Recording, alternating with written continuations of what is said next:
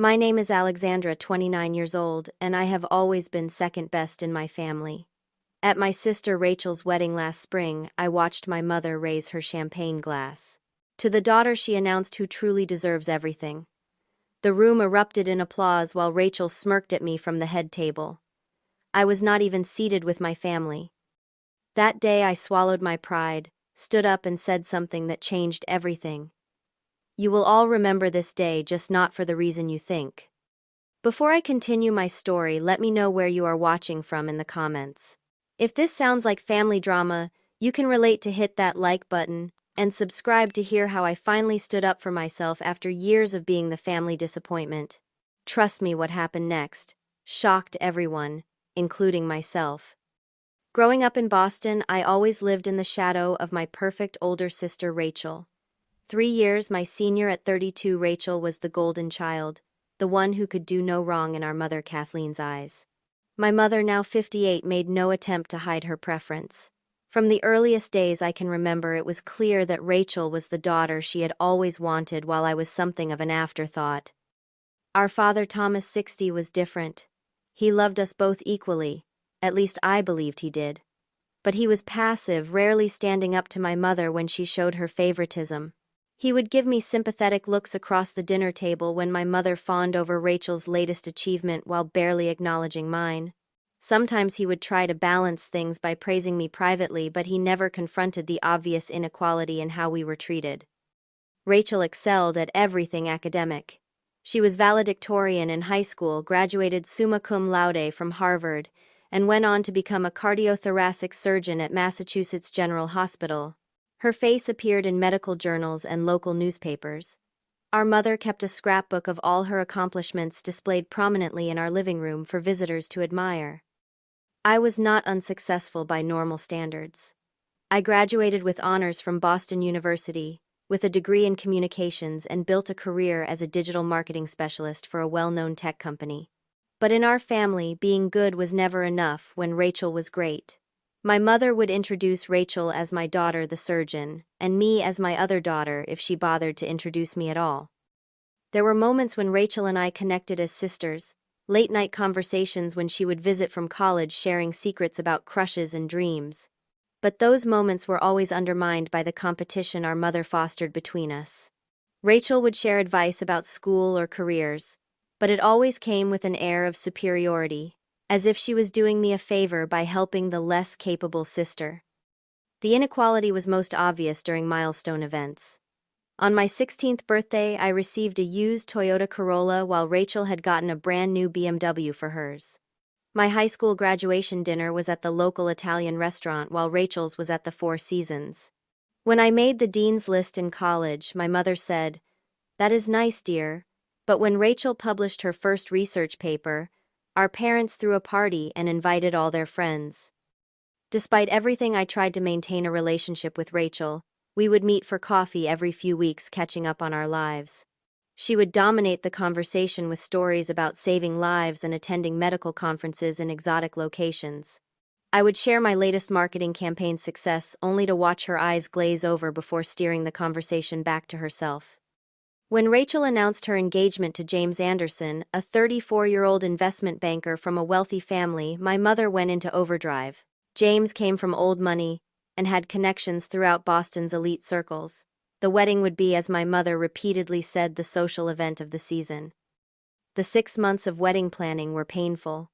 My mother and Rachel had daily phone calls discussing every detail, from the Vera Wang dress to the 5-tier cake from the most exclusive bakery in New England. I was rarely included in these conversations, learning about decisions after they had been made. "Alexandra, we have decided on blush pink for the bridesmaid dresses," my mother informed me one day. "The fitting is Tuesday at 3. Try not to be late this time." I had never been late to anything related to the wedding, but my mother always spoke to me as if I was perpetually disappointing her. The most hurtful moment came when Rachel asked her best friend Samantha to be her maid of honor instead of me. When I asked her why, trying to keep the hurt from my voice, she shrugged. "Sam and I have been through med school together. She understands my life better." The unspoken message was clear: I was not good enough to stand beside her on her special day. I accepted the bridesmaid role with as much grace as I could muster. I attended the bridal shower organized by my mother and Samantha, where I was assigned to record the gifts while others played games and drank champagne. At the bachelorette party in Miami, I was the one making sure everyone got back to the hotel safely, while Rachel and her doctor friends partied into the early morning. Through it all, I kept telling myself that family was family, and that one day my mother would see my worth. I held on to hope that after the wedding things might change. Perhaps once Rachel was settled in her perfect life with her perfect husband, my mother might finally have attention to spare for her other daughter. It was a fantasy, I knew, but it kept me going through those difficult months of wedding preparations. Little did I know that the wedding day itself would change everything, just not in the way I had imagined. The morning of Rachel's wedding dawned bright and clear, a perfect May day that seemed designed specifically for my sister's special occasion. I woke up alone in my hotel room at the Four Seasons, staring at the ceiling and trying to prepare myself emotionally for the day ahead. While the bridal party, including 6 of Rachel's doctor friends and Samantha, were all staying together in the luxury suite my parents had booked, I had been told there simply was not enough room for me. My phone buzzed with a text from my mother. Emergency with the flowers. Go to the venue and sort it out. Everyone else is busy with hair and makeup. I sighed, looking at the time, 6:30 a.m. The ceremony was not until 2 in the afternoon, but already I was being sent on errands, while the others enjoyed the getting ready experience. I replied with a simple, "On my way," and dragged myself out of bed. Arriving at the Boston Public Library, where the wedding was being held in the courtyard and reception hall, I found the florist in a panic. Apparently, the specific peonies my sister had requested were slightly off shade. For the next 3 hours, I helped rearrange centerpieces, negotiated with the florist, and called 3 different flower shops to find replacements that would meet Rachel's exacting standards. By 10 a.m., sweaty and stressed, I had solved the flower crisis. The venue coordinator, Diana Campbell, thanked me profusely. "You saved the day, Alexandra. I am going to check on the catering setup. The kitchen is having some issues with the appetizer presentation. Would you mind looking over the place cards to make sure everything is in order?" I nodded, too tired to speak, and made my way to the reception hall, where hundreds of calligraphed place cards were arranged alphabetically on a velvet-covered table.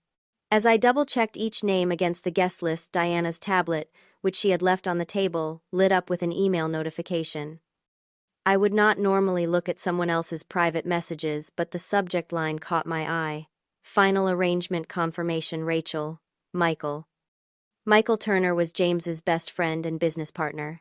They had founded their investment firm together 5 years ago and had known each other since college. He was also one of the groomsmen. Curiosity got the better of me. I glanced around to ensure I was alone, then tapped on the email. What I read made my blood run cold. "Diana, Michael and I will need 30 minutes alone after the cake cutting. Please ensure the bridal suite is secured and that James is occupied with his college friends during this time. Mother has agreed to run interference if needed. Same arrangement as rehearsal dinner night, Rachel." My hands shaking, I scrolled through the email thread. There were dozens of messages between Rachel, Diana, and occasionally my mother, dating back months. The truth was undeniable. Rachel had been having an affair with Michael, and my mother not only knew about it but was actively helping them. Further emails revealed more shocking details.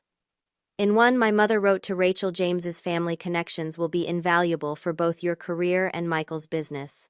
The marriage is a smart, strategic move, regardless of where your heart lies. Many successful women maintain separate arrangements. Just be discreet." I felt physically ill. James was a good man who clearly adored Rachel. He had always been kind to me, even making efforts to include me in conversations when my own family did not. And now I discovered that my sister was marrying him for his money and status, while continuing a relationship with his best friend with my mother's full knowledge and approval. For a moment, I considered confronting them immediately. But what proof did I have beyond some emails I had no right to read? They would deny everything, paint me as the jealous sister trying to ruin Rachel's big day. No one would believe me over the brilliant surgeon and our socially respected mother. Instead, I took photos of the incriminating emails with my phone, my hands still trembling with shock and anger. Just as I finished, I heard footsteps approaching and quickly set the tablet back exactly as Diana had left it. "Everything in order with the place cards?" Diana asked as she returned. "Yes, all perfect," I replied, amazed at how normal my voice sounded when my entire world had just been turned upside down. Shortly after, a text arrived from my mother. "Where are you? Everyone is getting ready. The photographer wants pre-ceremony pictures in 20 minutes. I rushed back to the hotel, arriving at the bridal suite breathless and disheveled. The scene that greeted me was like something from a bridal magazine. Rachel sat in a silk robe while a professional makeup artist worked on her face. My mother and the bridesmaids were already dressed and having champagne, taking selfies and laughing. Finally, my mother said when she saw me, "Your dress is in the bathroom. Hurry and change. Lauren can do something quick with your hair." Lauren, the hairstylist who had spent 2 hours on Rachel's perfect updo, gave me a sympathetic look as she quickly curled my hair in under 15 minutes. I applied my own makeup while changing into the blush pink bridesmaid dress that had cost me 2 weeks' salary. The pre-wedding photos were exactly what I expected. Rachel in the center, surrounded by her bridesmaids, with me consistently positioned at the edge of every group shot. In several photos, I was asked to step aside so they could get just the close friends. The photographer barely knew my name, referring to me as the sister when directing poses. As we were finishing up, I noticed Michael arriving with the other groomsmen. Our eyes met briefly, and I saw a flicker of something like guilt cross his face before he looked away. Watching him greet James with a hug and backslap of false friendship made my stomach turn. In that moment, standing in the beautiful hotel garden surrounded by the wedding party, I made my decision. I would not speak up before the ceremony. I would not cause a scene that could be dismissed as jealousy. I would wait, observe, and choose the perfect moment to reveal the truth. They had spent years making me feel small and insignificant. Today, they would finally see me. The Boston Public Library courtyard had been transformed into a fairy tale setting for the ceremony. White chairs adorned with blush pink roses lined either side of a white carpet aisle. A magnificent floral arch stood at the front, framing the spot where Rachel and James would exchange their vows. String quartet music filled the air as 200 guests took their seats beneath the clear blue sky. I stood with the other bridesmaids in the library foyer, waiting for our cue to process down the aisle. Through the glass doors, I could see Michael standing with the groomsmen at the front, his posture stiff and his eyes darting occasionally toward the entrance where Rachel would soon appear. The knowledge of his betrayal sat heavy in my chest. One by one, the bridesmaids began their walk down the aisle, each paired with a groomsman. As the sister of the bride, I walked alone, feeling the weight of eyes upon me. Some guests whispered as I passed, probably wondering why I was not more prominently featured in my only sister's wedding. When I reached the front and took my place on the bride's side, I looked directly at Michael. He quickly averted his gaze, focusing intently on a spot on the ground. James, by contrast, was beaming with joy and anticipation, oblivious to the betrayal by the two people he trusted most. The music changed to the traditional wedding march, and all guests rose as Rachel appeared on our father's arm. She was stunning in her designer gown, her blonde hair arranged perfectly beneath a cathedral-length veil. Our father looked proud and emotional as he walked her slowly down the aisle, his eyes glistening with tears. I watched James's face as he saw his bride for the first time. The pure love and adoration in his expression made what I knew even more heartbreaking. He truly believed he was marrying a woman who loved him equally in return. During the ceremony, I noticed the subtle glances exchanged between Rachel and Michael when they thought no one was watching. Once, when the officiant spoke about the sanctity of marriage vows, I saw Rachel's eyes flick to Michael rather than to James. Michael shifted uncomfortably, adjusting his tie with nervous fingers. When the officiant reached the part about "speak now or forever hold your peace," I felt my heart pounding in my chest. This was the moment in movies where someone would dramatically object and reveal all. For a brief second, I considered it, imagining the gasps and shock that would follow. But I remained silent. Making a scene now would only cast me as the villain, the jealous sister trying to ruin a beautiful wedding. No, my revelation would come later when I had everyone's attention and when the truth would be undeniable. James recited his vows with emotion, promising to love Rachel faithfully for all their days, to support her career, to build a family and future together. I watched my sister's face as she listened, searching for any sign of remorse or conflict. There was none. She delivered her own vows flawlessly, looking directly into James's eyes as she promised things she had no intention of honoring. When they were pronounced husband and wife, James kissed Rachel tenderly while the audience applauded. My mother dabbed at her eyes with a monogrammed handkerchief, the picture of a proud parent. Only I knew her tears celebrated not a loving union but a successful social and financial alliance. After the ceremony, I was asked to sign the marriage certificate as a witness. The irony was not lost on me as I watched my elegant signature join those of the bridegroom and best man Michael on the official document. By signing, I felt complicit in their deception, yet it also gave me a strange sense of power. I alone among the signatories knew the truth about this marriage that was legally beginning. The post-ceremony family photos were another exercise in subtle exclusion. The photographer arranged shot after shot of just the couple, couple with parents, couple with bride's parents, couple with groom's parents, and numerous combinations of the wedding party. Whenever I was included, I was positioned at the far end of the group, easily croppable from the final selection. "Let us get one with just the immediate family," the photographer called, and I stepped forward alongside my parents. "No, I meant just the parents with the couple," he clarified, and I stepped back, my cheeks burning with embarrassment as several guests noticed the exchange. James, noticing my discomfort, spoke up. "We should get one with Alexandra too. She is Rachel's only sister after all." My sister forced a smile as I was permitted to join one photo, standing awkwardly beside my father, while Rachel maintained maximum distance from me within the family grouping. As the photography session concluded, I overheard my mother speaking to the wedding coordinator about the reception seating. "Table 1 is the head table for the bride and groom, best man, maid of honor, and parents of the bride and groom," she was saying. "Table 2 is for the remaining wedding party." "What about Alexandra?" the coordinator asked, checking her chart. "She is not on either table list." My mother glanced at me, then back at her chart. "Alexandra will be at table 9 with the cousins." Table 9, I knew from helping with the seating arrangements, was positioned near the kitchen doors, as far from the head table as possible, while still technically being in the reception hall. As guests began making their way toward the reception, James approached me, giving me a warm hug. "You look beautiful today, Alexandra. Thank you for all your help with the wedding. Rachel told me you have been instrumental behind the scenes." His kindness only made what I knew more painful, but it also strengthened my resolve. James deserved to know the truth about the woman he had just married and the friend who had betrayed him. "Thank you, James," I replied. "I hope you get everything you deserve today." He smiled at what he took as a kind sentiment, not realizing the double meaning in my words. As he walked away to join Rachel, I took a deep breath and prepared myself for what would come next at the reception. The reception was held in the library's elegant Bates Hall, with its 60-foot ceiling, green reading lamps, and oak tables transformed for the evening into a luxury dining space. Crystal chandeliers had been brought in to supplement the historic lighting, and each table was adorned with elaborate floral centerpieces and fine china.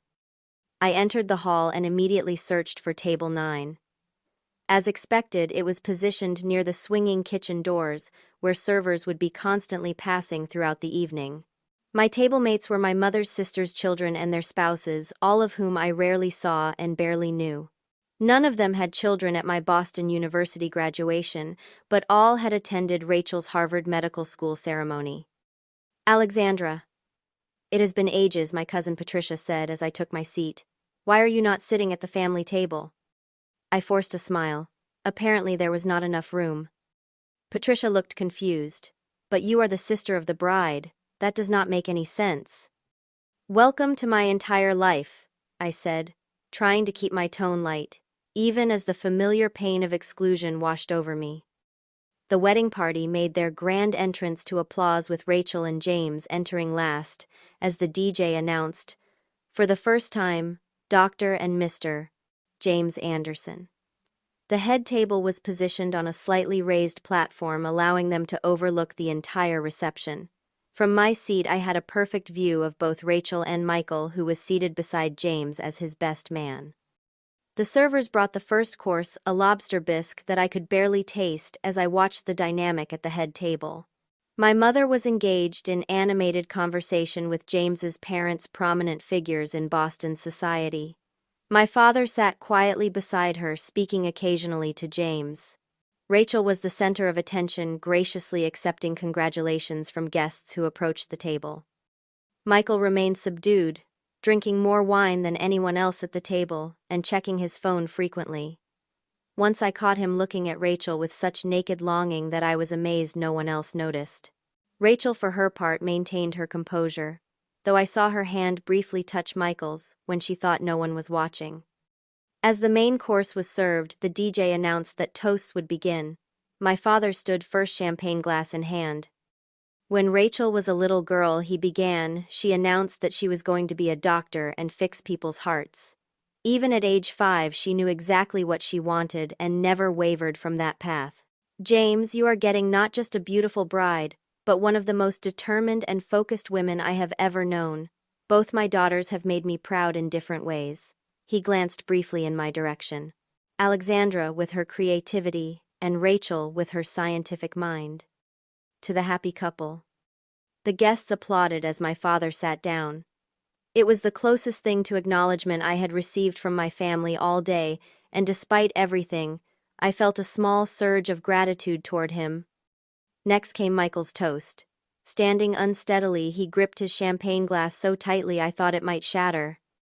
James and I have been friends since our first day at Yale, he said, his voice slightly slurred. We have been through everything together, started our company together, and now I have the honor of standing beside him on the most important day of his life. He paused, swallowing hard. Rachel, you are an extraordinary woman. James is the luckiest man I know. Another pause. To James and Rachel. May you have the life you deserve. There was something in his delivery that caused a few guests to exchange glances. The toast was appropriate on the surface, but his discomfort was palpable. James, however, clapped his friend on the back, oblivious to the subtext. Then my mother stood elegant in her silver designer dress, pearls gleaming at her throat. The room quieted as she raised her glass. As a mother, there is nothing more fulfilling than seeing your child find happiness, she began, her voice carrying clearly through the hall. Rachel has always been exceptional from the day she was born. First in her class at Harvard, youngest female cardiothoracic surgeon at Massachusetts General, and now marrying into one of Boston's finest families. She smiled broadly at James's parents. To the daughter who truly deserves everything. May your life together be as perfect as you are. The room erupted in applause. Rachel beamed, then turned to look directly at me, a smirk playing at the corners of her mouth. The message was clear: she had won, as she always did. Something inside me snapped. Years of being overlooked, pushed aside, and made to feel lesser crystallized into a moment of absolute clarity. Before I could second-guess myself, I was on my feet. Excuse me, I said, loud enough to be heard over the diminishing applause. I would like to say a few words as well. A hush fell over the room. At the head table, my mother's face registered alarm while Rachel's smirk froze in place. Alexandra, we are moving on to the first dance, my mother said quickly. Just a brief toast, I insisted, meeting her gaze steadily. I think the sister of the bride should have that right. James, ever gracious, nodded. Of course, Alexandra. We would love to hear from you. A server handed me a microphone, and suddenly all eyes in the room were on me. For once I was not invisible in my family's drama. I took a deep breath, lifted my glass, and smiled. I have watched my sister Rachel excel at everything her entire life. I began, keeping my voice steady and pleasant. From the science fair projects our mother helped her with, to her Harvard admission that our parents celebrated for months, to becoming the accomplished surgeon she is today. I paused, scanning the room. Everyone was watching me with interest, perhaps expecting the typical fawning toast about my amazing sister. Rachel's expression had shifted from concern to relief.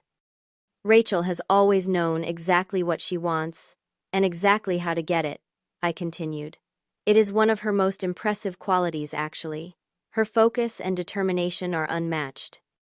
I turned slightly to face James directly. James, from the moment you entered our family's life, you have shown me nothing but kindness and respect. You have a genuineness that is rare, especially in the circles my sister now moves in. James smiled warmly at me, completely unaware of what was coming. I remember when Rachel first told me about you, I said, shifting my gaze between Rachel and Michael.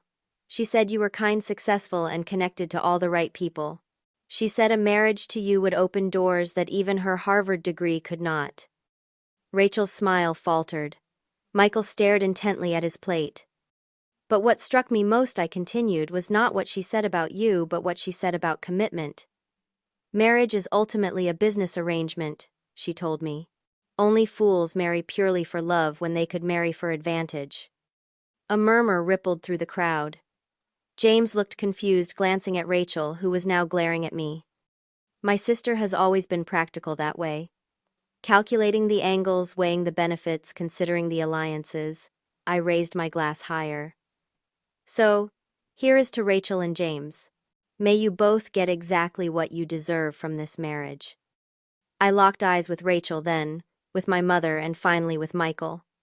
You will all remember this day, just not for the reason you think. With that, I placed the microphone on the table and returned to my seat. A stunned silence hung over the reception for several seconds before the DJ, sensing the tension, quickly announced, "And now the couple's first dance."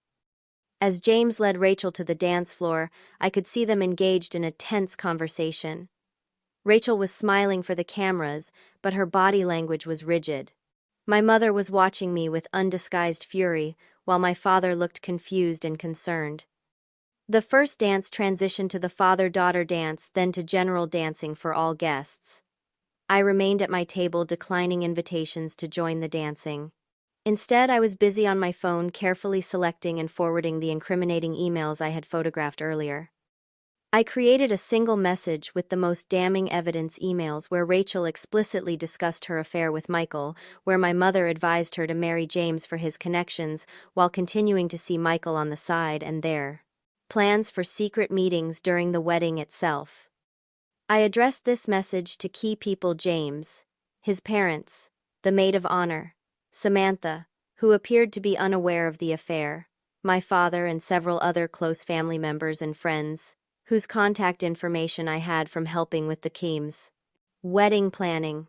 I set the message to send exactly 1 hour after my toast, timing it for maximum impact during the cake-cutting ceremony. While I waited, I observed the strained interactions at the head table. Rachel was putting on a show of the happy bride, but I could see her shooting worried glances in my direction. My mother had pulled my father aside for what appeared to be an intense conversation, gesturing occasionally toward me. Michael was drinking heavily, barely maintaining his composure. James, however, seemed to have shaken off his concern from my toast. He was circulating among the guests, thanking them for coming, the picture of a joyful groom. His innocence in all this made what I was about to do both harder and more necessary. 50 minutes after my toast, the DJ announced that it was time to cut the cake. The elaborate 5-tier creation was wheeled to the center of the dance floor, and Rachel and James positioned themselves behind it for photographs. My mother stood nearby, directing the photographer for the best angles. I checked my phone 10 more minutes until the emails would be delivered. My heart was pounding so loudly I was sure everyone could hear it. Part of me wanted to call it off to preserve the facade and not be the one to shatter this family. But then I remembered years of being diminished, of watching my sister and mother manipulate and deceive, of being the only one expected to maintain the family's convenient lies. 5 minutes to go. The cake had been cut, with Rachel and James feeding each other small bites for the cameras. Now the caterers were cutting portions for the guests. I watched as Rachel whispered something to my mother, who nodded and approached James.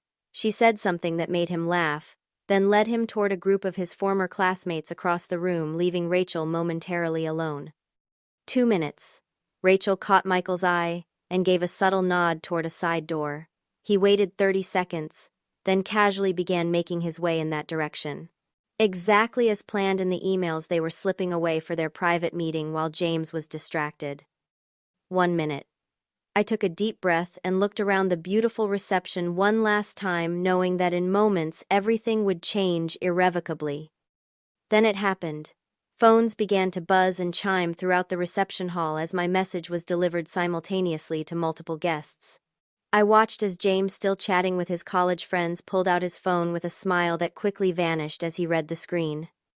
His head snapped up, eyes scanning the room for Rachel, who had just disappeared through the side door with Michael. James's parents, seated near him, were also looking at their phones with expressions of shock and disbelief.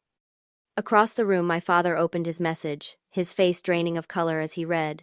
He looked up at me, then at my mother, who was still unaware of what was happening as she did not have her phone with her. One by one, key guests read their messages. The cheerful buzz of the reception gave way to shocked whispers and uncomfortable glances.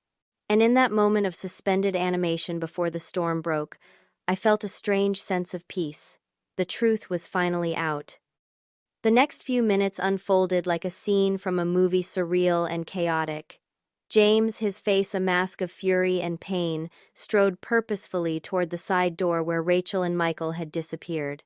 His father attempted to intercept him, placing a restraining hand on his arm that James shook off without breaking stride. Phones were still chiming around the room as the message continued to spread. Samantha, the maid of honor, stood frozen in the middle of the dance floor, staring at her screen in disbelief before looking up to search the room for Rachel. My father reached my mother, showing her his phone. I watched her face transform from confusion to horror to rage in the span of seconds. Her eyes locked on me across the room with such venom that I instinctively took a step back. And then the shouting began. James's voice bellowed from beyond the side door, followed by Rachel's higher-pitched protests and Michael's attempts to calm the situation. Guests turned toward the commotion, some moving closer out of curiosity, others discreetly gathering their belongings to leave. The side door burst open, and James emerged, his perfect tuxedo now disheveled, pushing a frantically straightening Michael in front of him. Rachel followed, her wedding dress, wrinkled, and her carefully styled hair coming loose. "Is it true?" James demanded, holding up his phone for all to see. "Are you sleeping with my best friend on our wedding day?" Rachel's instinct was to deny. "James, someone is trying to sabotage us. Those emails are fake, doctored by someone jealous of our happiness." Her eyes shot to me accusingly. "I saw you with my own eyes just now," James said, his voice breaking. "And these messages go back months. There are dozens of them." Michael, still attempting damage control, stepped forward. "James, man, let us talk about this privately. This is not the place." "Not the place," James laughed bitterly.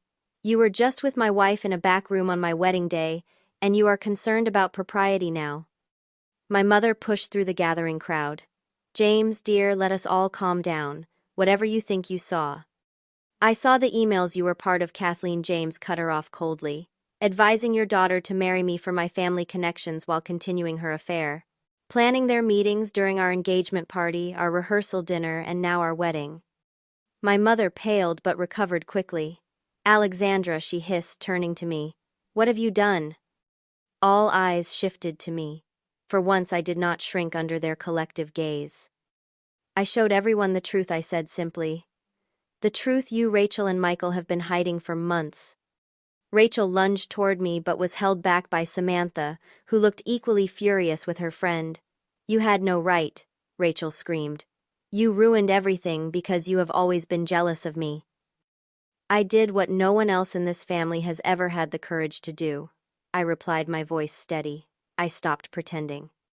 James's father stepped forward, placing a protective arm around his son. "I think this reception is over," he announced to the room. "We thank you all for coming, but under the circumstances." Guests began filing out, murmuring among themselves. This would be the scandal of the year in Boston's social circles, the wedding everyone would talk about for seasons to come. James turned to Rachel, removing his wedding ring. "My lawyer will contact you about annulment proceedings. Do not attempt to contact me directly." "James, please," Rachel said, suddenly desperate. "I love you. Michael was a mistake." Michael's head snapped up at this, hurt evident in his expression. "A mistake, Rachel? You told me last night that I was the love of your life, that this marriage was just for show. James laughed again, a hollow sound. You two deserve each other, he said before walking away with his parents.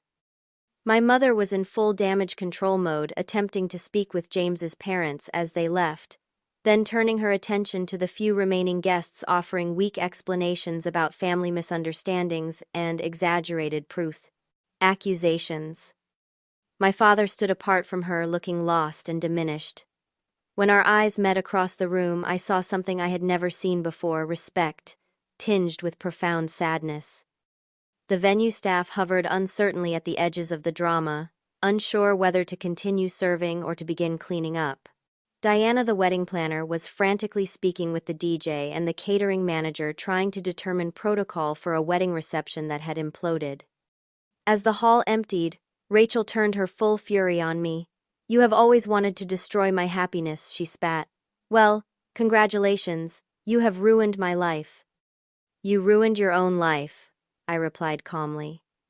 You chose deception over honesty, appearance over substance.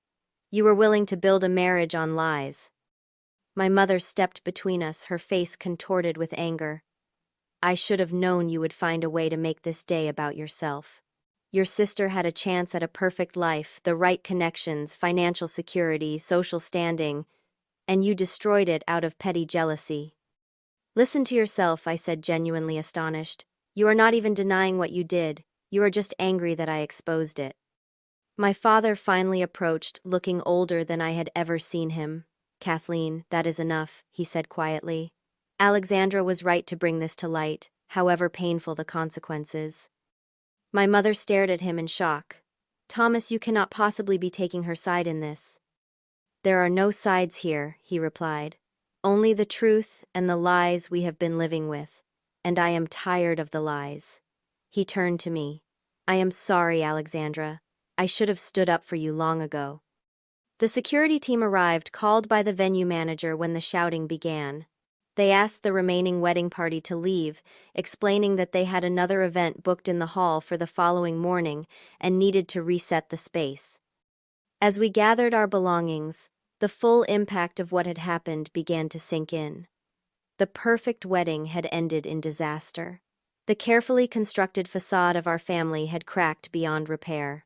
And I, the perpetual afterthought, had been the catalyst for it all. Outside the library, my father offered me a ride back to my apartment. My mother and Rachel left together without saying goodbye, Michael trailing behind them like a scolded dog. The beautiful 5-tier wedding cake remained largely uneaten. The champagne towers barely touched the carefully selected playlist cut short. As my father drove me home in silence, I watched the Boston skyline glittering against the night sky and felt a strange mixture of vindication and grief. I had exposed the truth, but at what cost? The family I had known, however flawed, was fractured perhaps beyond repair. Yet despite the chaos and pain of the evening, I also felt something unexpected: freedom. For the first time in my life, I had refused to play my assigned role of the invisible sister. I had stepped into the light and spoken my truth regardless of the consequences. And in doing so, I had finally broken free from the shadow of my sister and the disapproval of my mother. What happens now? I asked my father as we neared my apartment. He sighed deeply. I do not know, Alexandra. But whatever it is, it will be more honest than what came before. I nodded, understanding that sometimes things must break completely before they can be rebuilt into something stronger and more genuine. As painful as this day had been, it was also the beginning of something new. 1 week after the wedding disaster, I sat alone in my apartment, surrounded by the detritus of my normal life that somehow felt completely changed. My marketing reports waited for review on my laptop, my plants needed watering, and my refrigerator needed restocking. Yet I found it difficult to focus on these mundane tasks when my family had imploded so spectacularly. The fallout had been swift and far-reaching. James had filed for an annulment, the grounds being fraud and misrepresentation. The story had made its way through Boston's social circles with remarkable speed, each retelling more dramatic than the last. I had taken a week of emergency leave from work, unable to face the inevitable questions and gossip. My phone, which had been largely silent for the first few days following the wedding, began ringing with increasing frequency as the week progressed. Relatives and family friends called, some to express shock, others to satisfy their curiosity about the details, and a surprising number to offer support. My cousin Patricia called first. "I always thought something was off about how they treated you," she said. "What you did took incredible courage." James's mother called next, her aristocratic voice tight with emotion. "While I cannot say I am pleased with how events unfolded at the wedding, I am grateful that my son was spared a marriage built on such deception. Thank you for your honesty, however difficult it must have been." My father called daily, checking on me and providing updates on the situation at home. My mother and Rachel had closed ranks, united in their narrative that I had manufactured the evidence out of jealousy and spite. They were exploring legal options against me for defamation, though, as my father pointed out, truth is an absolute defense against such claims. "Your mother has moved into the guest room," he told me on the 5th day. "I have told her I cannot continue in a marriage where such manipulation is considered acceptable. We are discussing separation." I felt a pang of guilt at this news. "Dad, I never wanted to break up your marriage." "You did not break anything that was not already broken, Alexandra," he replied gently. "I have been complicit in your mother's behavior for too long, allowing her to favor Rachel and diminish you. Perhaps this is my wake-up call to finally stand up for what is right." On the 6th day, I received a text message from Michael. "Can we meet? I owe you an explanation." Against my better judgment, I agreed to coffee at a neutral location downtown. Michael looked terrible when he arrived, with dark circles under his eyes and a defeated slump to his shoulders. "Rachel and I are over," he said without preamble. "She blames me as much as you for what happened. Says if I had been more discreet, no one would have suspected anything." "Charming," I commented dryly. He shook his head. "I was a fool. I truly loved her, you know. When she suggested continuing our relationship after her engagement to James, I convinced myself it was because she loved me too, but was pressured by your mother to make a more advantageous match. And now I see that she was using us both, James for his connections and money, me for whatever I provided that he did not." He looked up at me, his eyes hollow. "I have lost my best friend, my business partner, and the woman I thought I loved. The company will have to be dissolved. James wants nothing to do with me, understandably." I felt little sympathy for Michael, but his candor was unexpected. "Why are you telling me this?" "Because you were the only honest person in this entire mess," he said. "And because I wanted you to know that despite what Rachel and your mother are saying, many people recognize that you did the right thing." The most surprising call came on the 7th day after the wedding. It was James. "Alexandra," he said, his voice sounding tired but resolute, "I wanted to thank you personally." "For ruining your wedding?" I asked. "For saving me from a marriage based on lies," he corrected. "It was painful, yes, humiliating, absolutely, but better to know now than years down the road, possibly with children involved." We talked for nearly an hour. James shared his shock and heartbreak, but also his determination to move forward. He asked about my well-being, expressing concern about my family situation. "I have lost my sister and possibly my mother," I admitted, "but perhaps they were never truly mine to lose." "Family is not just who you are born to," James said thoughtfully. "It is also who you choose, and anyone would be fortunate to have someone with your integrity in their corner." His words stayed with me long after we hung up, a balm to the rawness of the past week. That evening, I finally gathered the courage to call my therapist, Dr. Eleanor Lewis, whom I had been seeing sporadically for years to deal with my family issues. I scheduled an emergency session for the following day. "What you did was incredibly brave," Dr. Lewis told me after I recounted the wedding events. "But now comes the harder part, building a life defined by your own choices, rather than in reaction to your family's treatment of you."